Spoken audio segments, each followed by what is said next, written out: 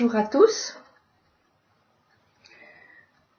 J'étais fort embarrassée avec une image empruntée à la Bible, plus précisément à l'apôtre Jean, qui l'a mise dans la bouche de Jésus. Elle est souvent utilisée pour donner un sens au drame quotidien. Si le grain ne meurt, il ne peut porter du fruit.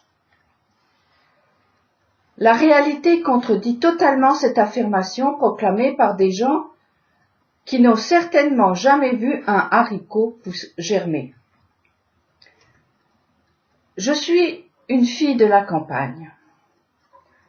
Par ailleurs, pour ceux qui s'intéressent un tant soit peu au sujet, les jardiniers donnent des conseils pour que, justement, la graine ne pourrisse pas.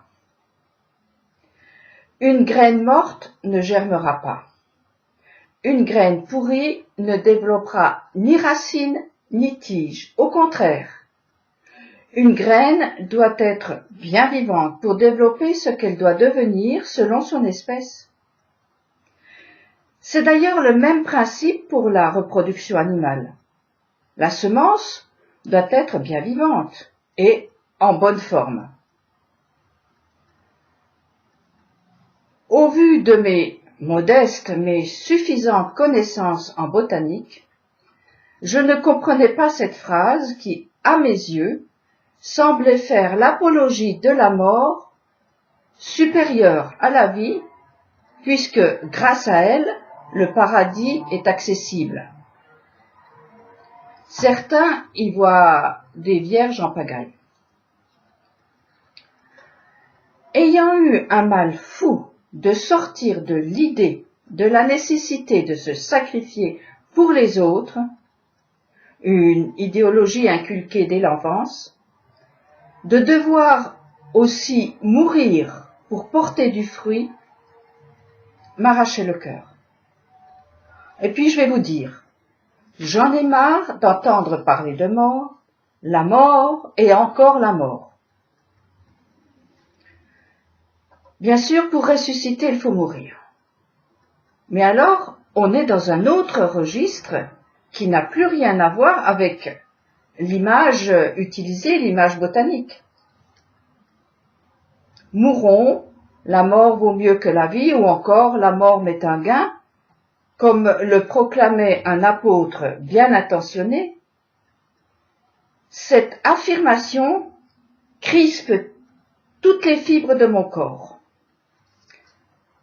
Je n'ai aucune envie de mourir. Bien sûr, un jour ce sera le dernier ici-bas, mais pas encore. Alors, vivons. Apprends-moi à bien compter mes jours afin d'acquérir la sagesse, dit le psalmiste. J'ouvre une parenthèse sur ce qui est, à mon avis, une autre manipulation malsaine des graines semences. À l'heure actuelle, pour de sombres raisons mercantiles, les graines subissent un traitement qui les empêche de produire d'autres graines capables de se reproduire. En fait, c'est comme si elles enfantaient des morts-nés. Et les hommes, comme les animaux, se nourrissent de ces morts, contrairement à ce que le Créateur avait prévu. Il est dit, Dieu ajouta, « Or, je vous accorde tout herbage portant graines sur toute la face de la terre et tout arbre portant des fruits qui deviendront arbres par le développement du germe. » Des fruits qui deviendront arbres par le développement du germe, est-il dit. L'homme et la nourriture ont des liens plus qu'étroits. Le judaïsme et ses règles ne me contredira pas. La plupart des règles de la cacheroute sont incompréhensibles pour l'instant, mais nous pouvons en deviner l'essence vu les démarches et les comportements de ceux qui n'en tiennent pas compte.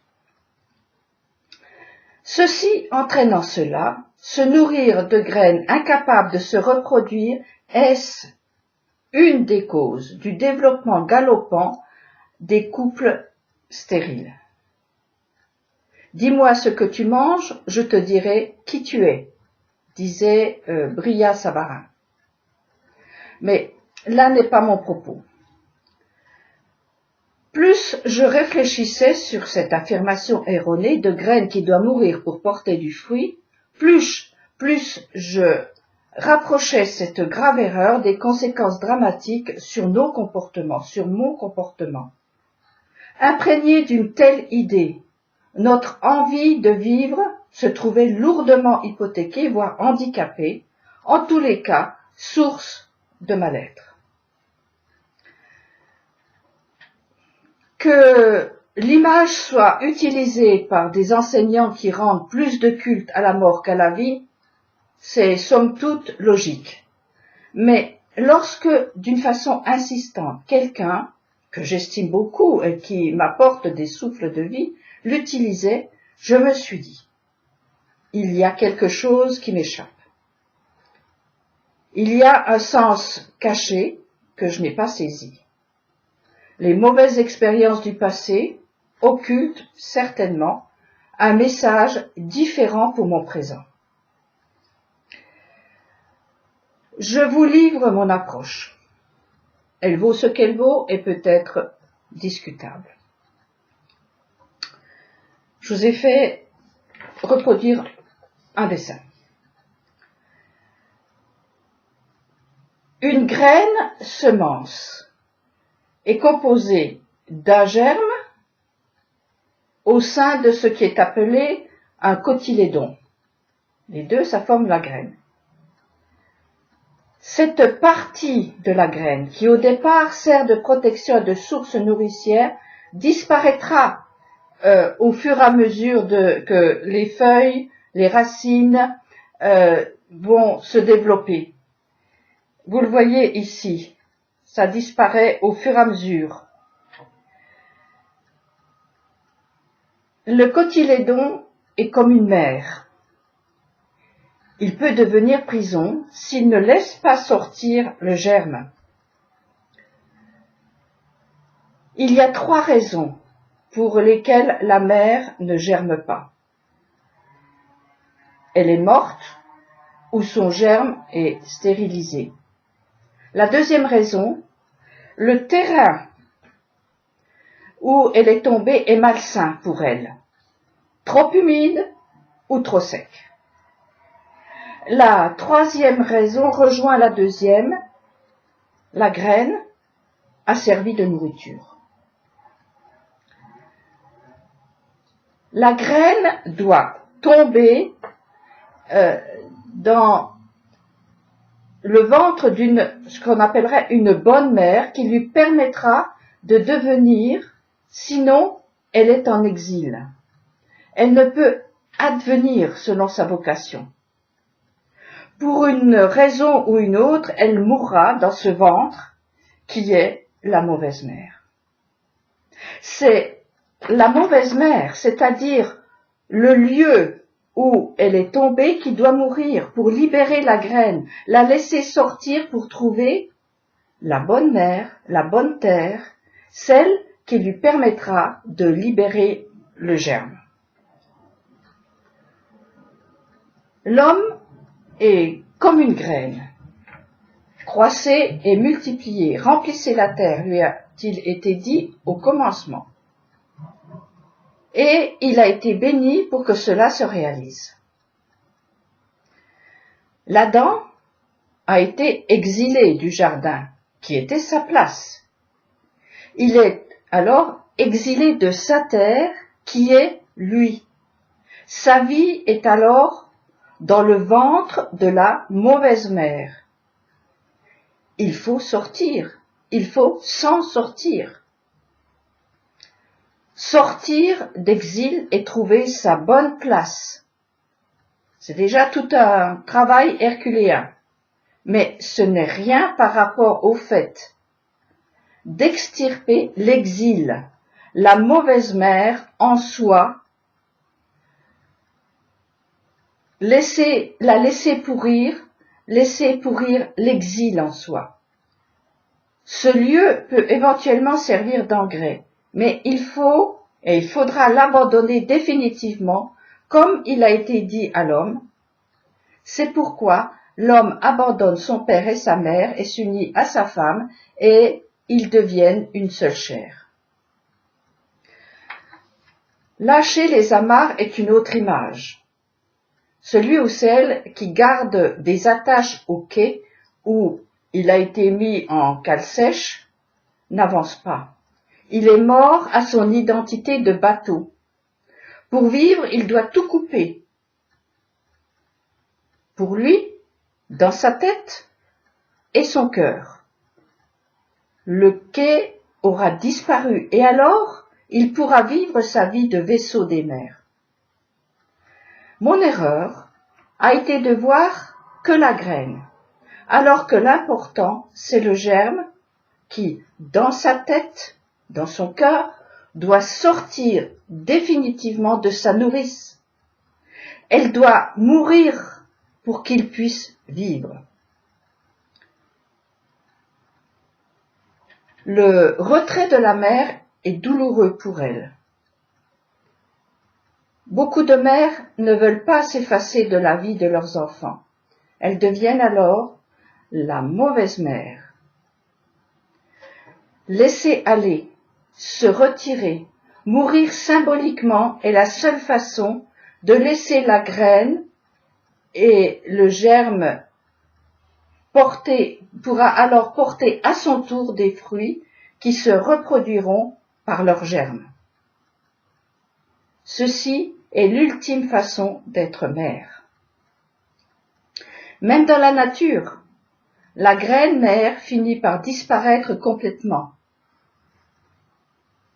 Le tout est qu'elle ne soit pas morte avant d'avoir permis au germe qu'elle porte de se développer avec quelques racines qui lui permettront de se nourrir tout seul.